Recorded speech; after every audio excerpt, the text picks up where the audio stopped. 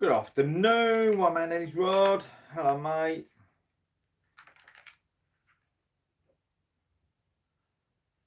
Hello, Fishing Dorset Live. How you doing? Just thought I'd come live whilst I'm doing a bit of rig building. So do a live, and basically, if anyone wants to come along, say hello. And if anyone wants to ask any questions or anything, feel free.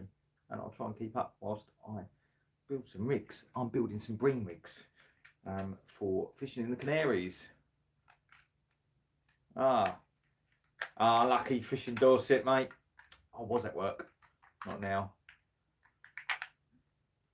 Hi, Autistic Angler. How are you doing, mate? Right, so I'm building bream rigs at the moment. Fishing in the Canaries, so clear waters, using fluoro. I build 2 at Flappers. All 3 o'clock. An hour after that, I'll be going fishing. Hi, Martin.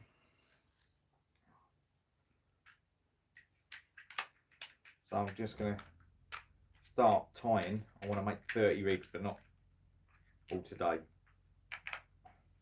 I'm going to start by cutting body lengths. Rig body lengths out of Trilene 60-pound fluorocarbon. Hi, Baz. So I'm basically going to cut 30 lengths.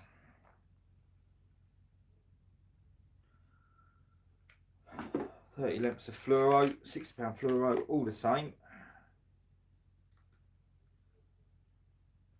Or roughly the same. Not that anal. A little bit anal sometimes.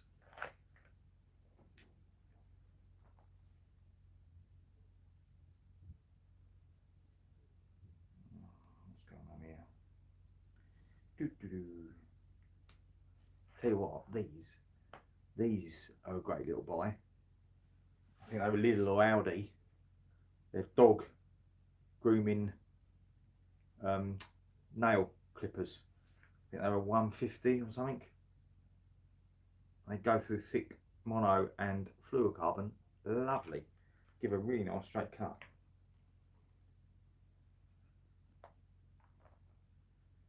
How do you make rigs in your lounge?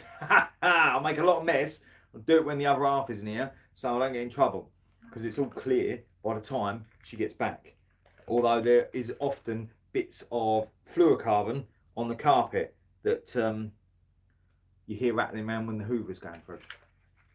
But yeah, I do it in my lounge because it's comfortable.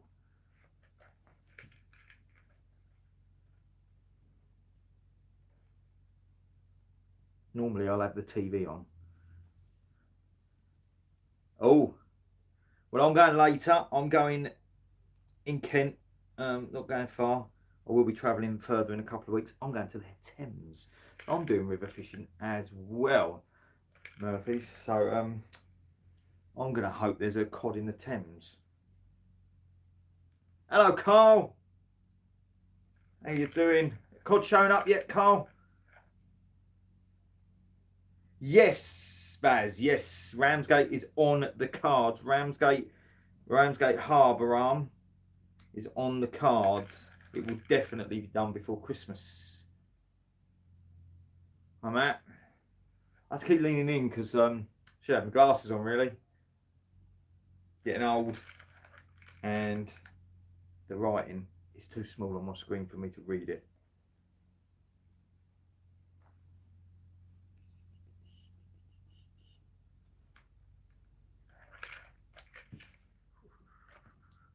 Yeah, I'm going to do Ramsgate. I'm going to try and do a day session there, I think. Because I know it's easy access and it's free to park. I think that's right, Baz, isn't it? Oh, I don't mind large whiting, Cole. Large whiting, I can cope with that. I love a whiting fillet in breadcrumbs. Very nice.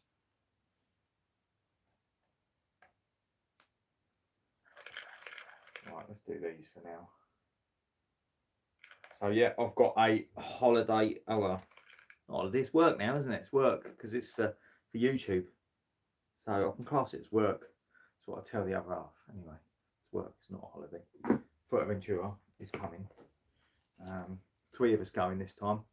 Normally it's me and Pete that you see in the videos, but Mark's coming as well. And we are 5 days. We're not just going for big stuff. We are going for other things as well.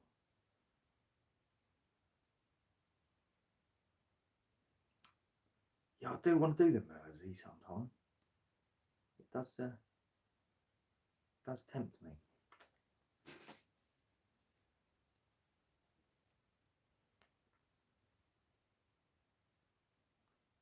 You're mental, Carl. Mental. 3:35 AM. Why are we asleep? High tide here is I think it's 12 around the Kent coast. From south it's probably about 8 o'clock, and then round to the Thames you're looking at 9 o'clock. There's one. And I've just dropped my thing.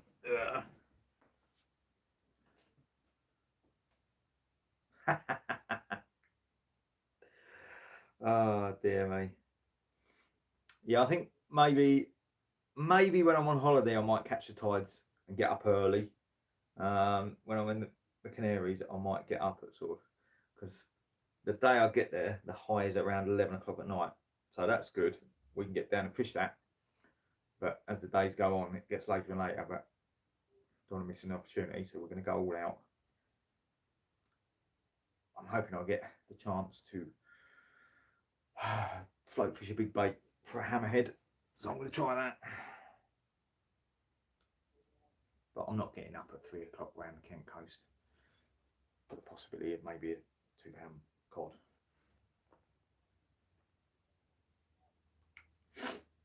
Oh dear. Well, I've been currently there normally is a video that goes up tomorrow, but that's going to be delayed till next week because I've been trying to get my t-shirt designs up and running. So I've got them all finished, and I've put a poll up on my page yesterday.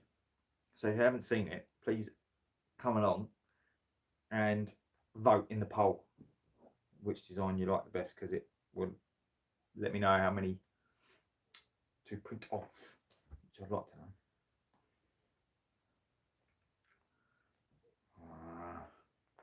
Don't know, Carl. I quite like the warmth. It's the worst 3 months for weather. So when I make these rigs in numbers,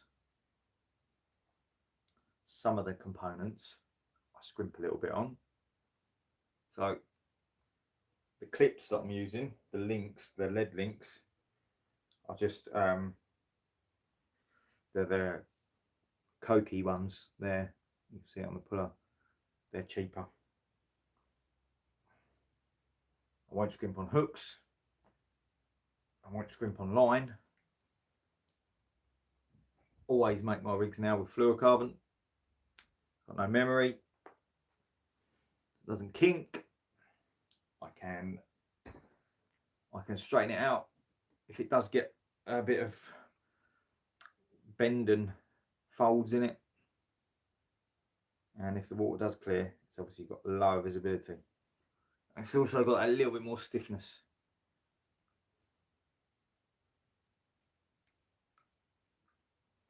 Oh,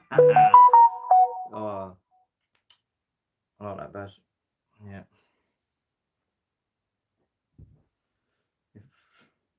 I could do that, but I wouldn't have any content for my channel for probably 5 months.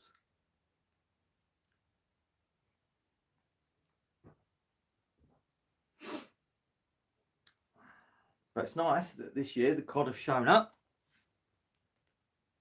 I mean, they haven't been massive, but I've had 2 sessions on them, and Had a few.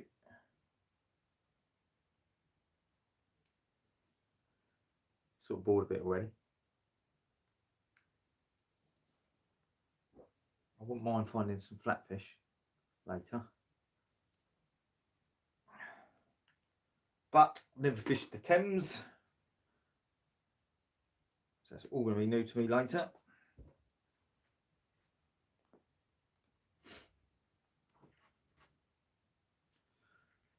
No, I haven't used the dongle for the cod.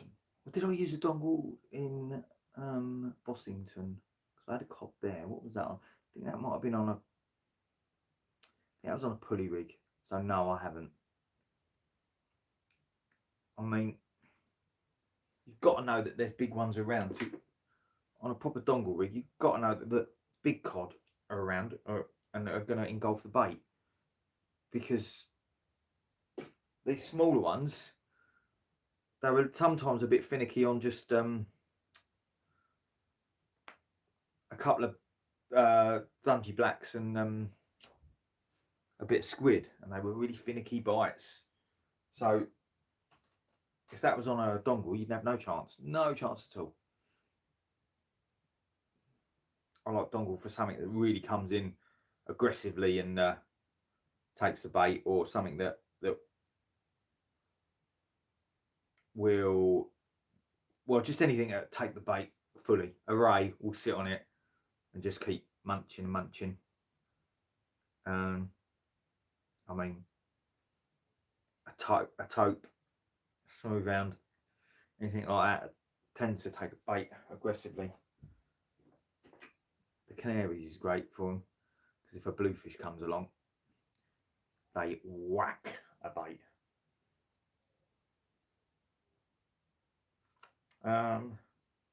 What was that? Let me just see what that was. Where's that gone?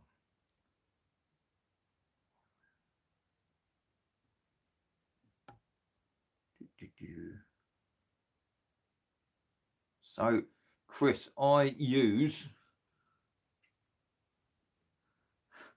Oh, let me... Cole, yeah, he makes me chuckle. He's hard work sometimes. He makes me chuckle. Chris, so I just use a uni knot, grinner knot, Duncan knot, whatever they call it. But the thicker the fluoro,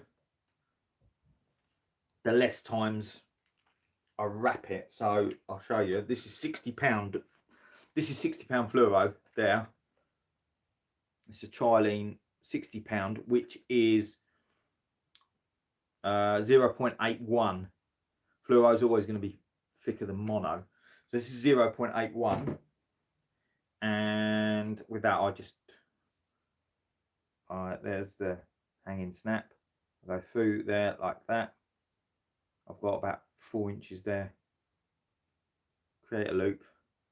I'll just go through around both lines like that 3 times. Pull it a little bit tight till it's like that. Moisten it. Pull it down. Always better with a hook puller.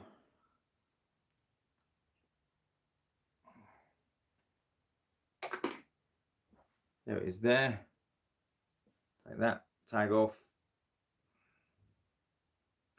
So,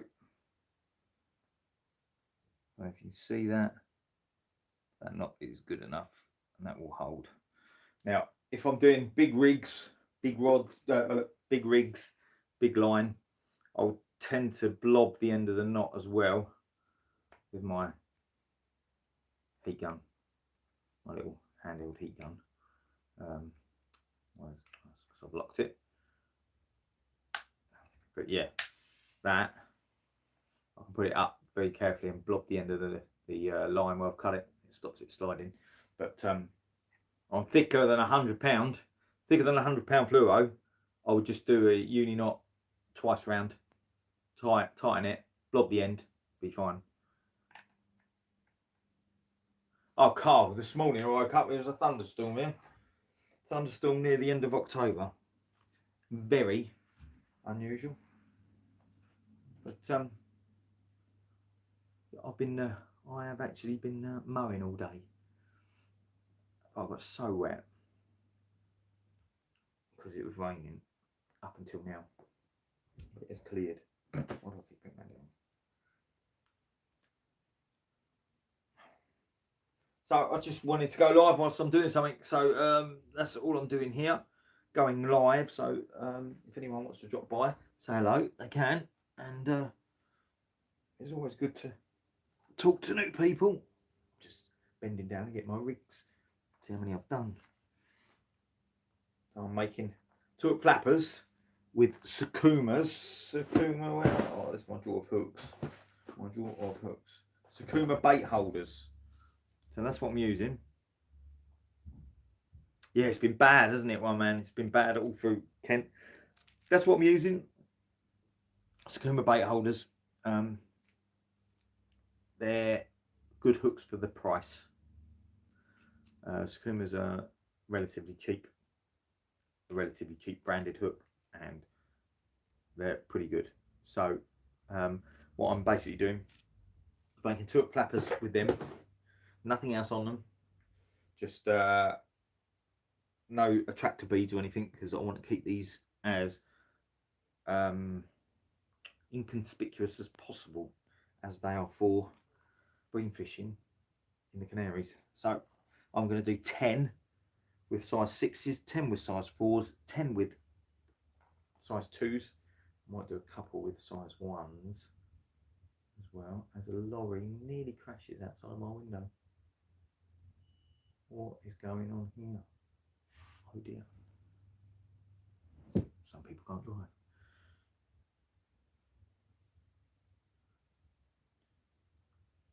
Two, 4, 6, 8, 10. Yeah, I mean, Sakuma hooks. Yeah, they're good. They're good for the UK. They really are. I mean, I haven't had a problem with Sakuma hooks. I mean, if I'm going for bigger stuff, abroad,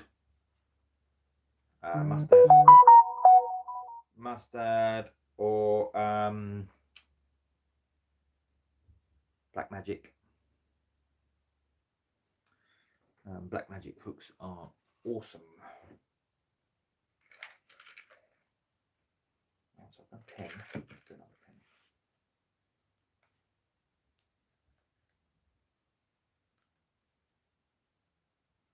Yeah, I know what you mean, Nick. I do. Yeah, I do sort of agree a little bit. I do agree, actually. I honestly don't think that this is a good fluorocarbon. It does snap for no reason sometimes. But it's cheap compared to others, and this is only being used on, I mean, if I'm lucky, a white trevally might come along, 4 kilo, and take my bait. So I might hook something around about 4 kilo if I'm lucky. But generally on this, these are being used for fish that are maybe sort of 600-700 grams. And when I go for the big rays and things, which I don't tend to do much anymore, I'm tired of them. But I go fishing on the beaches with Pete. He wants to get one. Mark, I want to get one. So I tend to really go over the top and go 120 or 130 pound.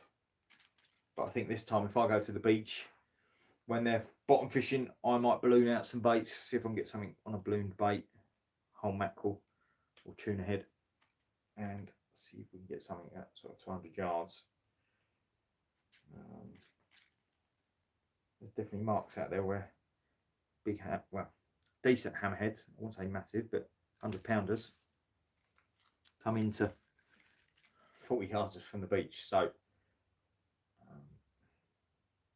I don't like to spend a lot of time chumming or anything, so I'll put a bait out and see what happens. But, yeah. So Hey, hello, Kev. I'm going over there in 32 days. What's that? 21st. I think 21st of November. 5 days. It's cost. So the flights cost me 140 return, which is that's the cost of the flights. The accommodation was 350, so it's about 117 pound each. And car hire has just been booked for the 7 days, and that was 130. So it's not that bad if you got 2 or 3 of you going. Pretty good. And I'm going to catch. Just depends on whether it's a good 5 days or bad 5 days. Because I've been on 10 days holiday, where 5 days I've had 1 fish. And then the next 5 days, it went mental.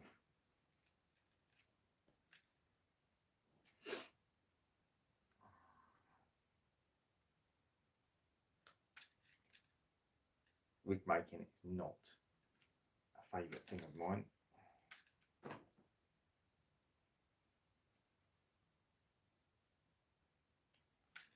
Do one more. I think I'll do one more. But I am definitely looking forward to it. Get some good videos. Do some new things.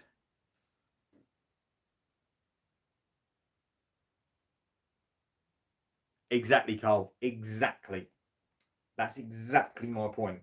Going to the Canaries for 5 days doesn't cost much.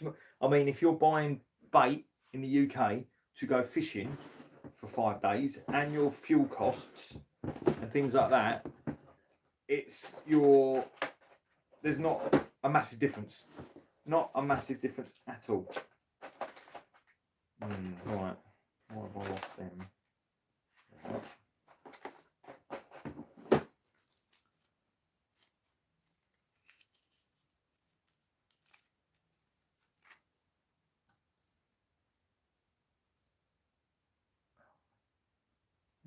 Where's it there?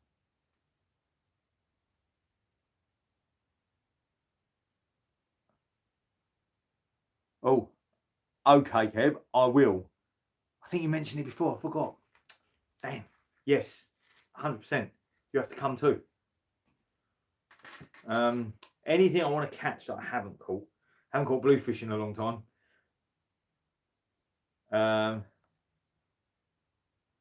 Yeah, I'm gonna bloom for hammer. Oh, I'm gonna try. If the wind has to be right. Wind has to be right. Aaron, who I used to fish with, who he's just a bit disheartened with the UK fishing. I understand, but he ballooned for hammerhead and had one, but the wind has to be right. Wind and current has to be right to get the balloon to go out. But if it is, I'll give it a go. I want a big white trevally. I do want a big white trevally. That would be very nice, especially when I had an episode out there where we'd seen. See that, Carl? I had an episode out there where there was this beach close to where we were staying. White trevally was seen tail out the water. It's fluorescent yellow at night, and it was picking off crabs. So Aaron wanted to go for this white trevally. So he set up his rod with a float so that the bait was just sitting on the bottom. And I didn't set up for that. I just put a whole sardine out on a bottom, on a fully rig. And I had my bite alarm on it, and it had been out for 3 hours, not a thing. It was nearly midnight. I was standing 200 yards down the beach with Aaron watching his float. Look around, all of a sudden I could see my blue light from my bite alarm lighting up the sky. I started running down the beach. My reel, I have the Penn Spinfisher 10,500. it was screaming off line, braid coming off. I tightened it down, and obviously it's got 30 kilo drag, or I think it has got 30 kilo drag. I must have tightened on to about 22, 23 kilo. And this thing just bent that I had the big beach, any fish anywhere, big beach. It bent double. I could not sit on the beach and hold it.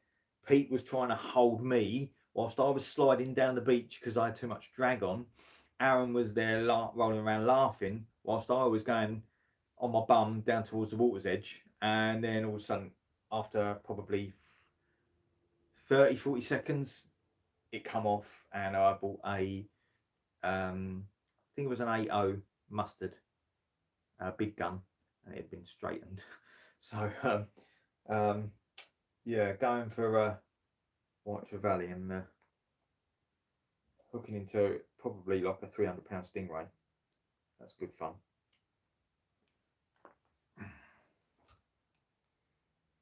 It's amazing out there. I've been retrieving a 2-hook flapper, the lead weight, and then all of a sudden my rod buckled over, and a bluefish had taken the lead weight and started running for about 30 seconds. I've seen a Jack Crevalle at Crofette, which is a lovely sort of, I think it's 10 kilometres, maybe a bit more, of wild surf conditions.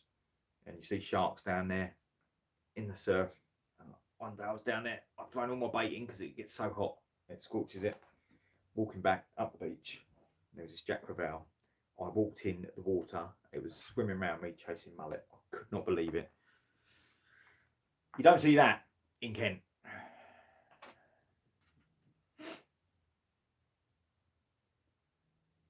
But now we've finely tuned what we take with us to cover as much as we can. It's not all about the big fish. I'm very much not about taking 2 rods purely for ray fishing, because one, big stingray is hard work. It's not that much fun. They don't fight that well. I mean, a butterfly ray fights well, but a stingray doesn't. And then you possibly get an angel shark, which fights less than a whiting. They're awful. I mean, great for a photo, but they're very, very, very protected in the Canaries, so I need to go back. So yeah, we tend to shake it up, a bit scratching, some float fishing, see what it's about. Enjoy the time. We'll get some cracking videos, and hopefully bring you some good fish over the Christmas period. I didn't concentrate on that, did I? And as I said earlier, t-shirts are coming soon. They're going to be actually a bit, this one was just a test, but they're going to be improved on this one I've got on. We're going to have a back print. They're going to be back printed so that if you're fishing with them, the print doesn't interfere with your photos of fish.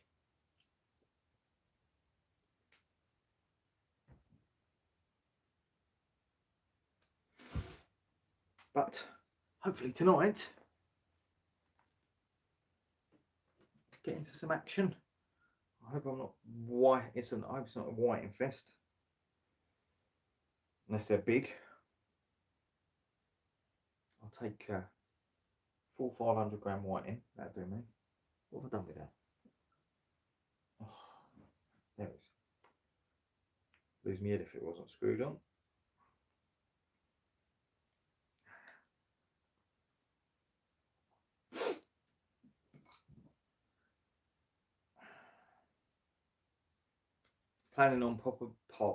I'm planning on doing a session at Studland soon. I hope. Studland always intrigues me, so I'm planning on doing that. That's going to be a day session. I obviously going to do tonight. Ramsgate is on the cards. I suppose I should give Hythe a go. Oh, thanks, Kev. Yeah, I think my favourite is the fish on the brain one. I think that's my favourite. Although the map of the UK made up of all the names of all the species you can catch. I'm pleased with it as well. Well, I'm pleased with them all. And I've got loads of ideas, so if they go well, I will do some more ideas. What was that one?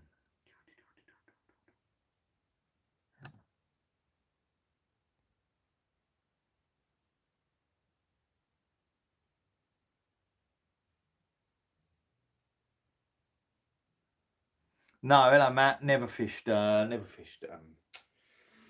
Cyprus. Never been there. But it's the Med, isn't it?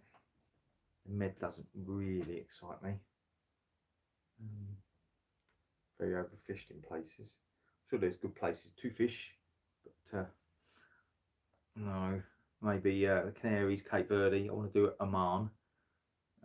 Baja, Mexico is awesome. I mean, catching tiger shark. I didn't.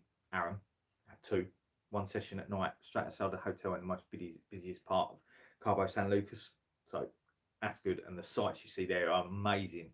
Grey whales, 100 metres off the beach. You're on a beach and there's a grey whale, sort of, I don't know, 13 to 15 metres long, just surfacing for half an hour. Unreal. I mean, rattlesnakes, roadrunners, ospreys everywhere. Love it. And fish. So I will do that. Unfortunately, we went there with TUI and they've stopped since COVID. That flight route isn't there anymore. But yeah.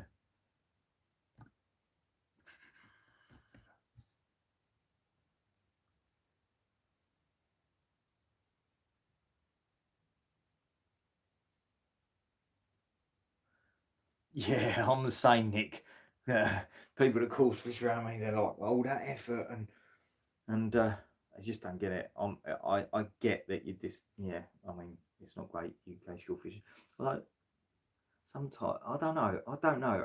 I do see a little bit of an upward spike on the species that are being caught and where they're coming out.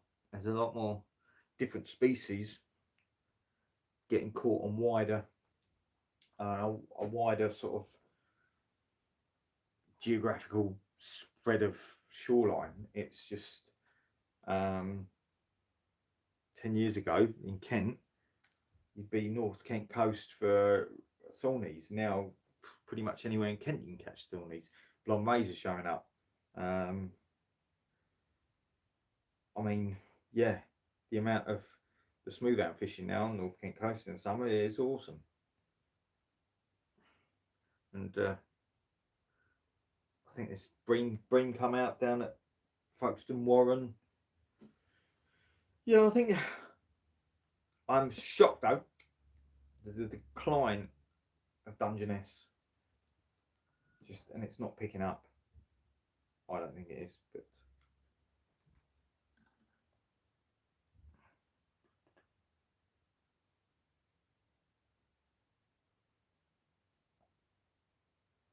oh, Kev, blonde rays and undulates at Studland. Tell me more then. I thought it was like gilted and green and stuff. Oh dear. Decline that.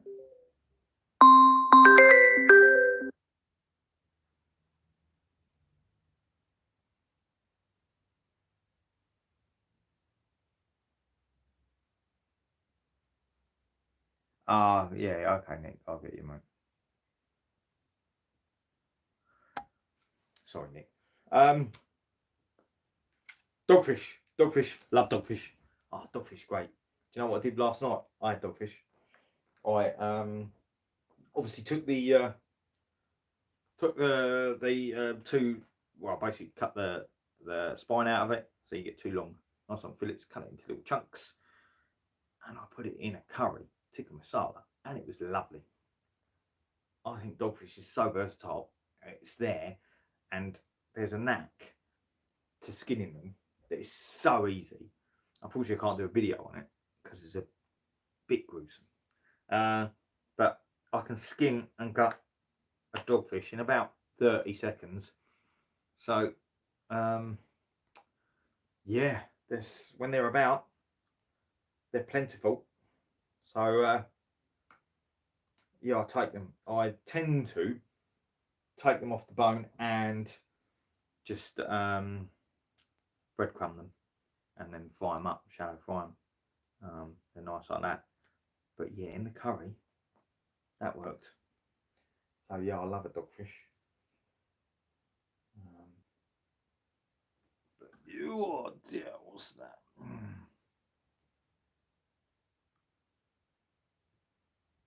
Smooth hounds and thornbacks getting up the medway. Smooth hounds are getting up the medway. Are they, Matt? Interesting.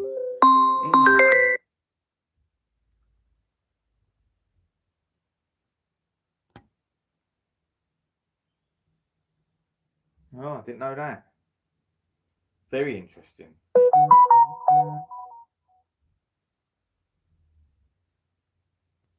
Right. Well, what I'm going to do. What am I gonna... So, Matt, where are the smooth hounds coming out of the medway?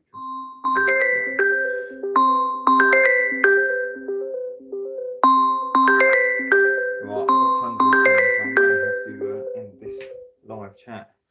So, anyway, thank you very much, everyone, for joining me. So I am going to have to go. So I have 3 missed calls, so I might have to take them. And I'm using my phone for this, so I better go.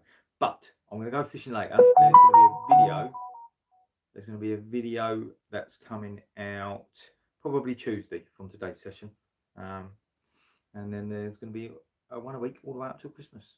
So I'm going to probably tidy up the mess I'm making, do a few more, and then get ready to go fishing. So short and sweet. Was it nearly 40 minutes? Glad anyone could come in and say hi. Hello to everyone that's come this. Keep an eye out for these t-shirts that are coming out, and please interact with this channel. All the videos that you see go up, please leave a comment or something, because it boosts the videos, and I'll always comment back. And I really appreciate everyone watching the channel and watching the videos. So until next time, I'm going to go now, and tight lines. So see you later. Bye bye.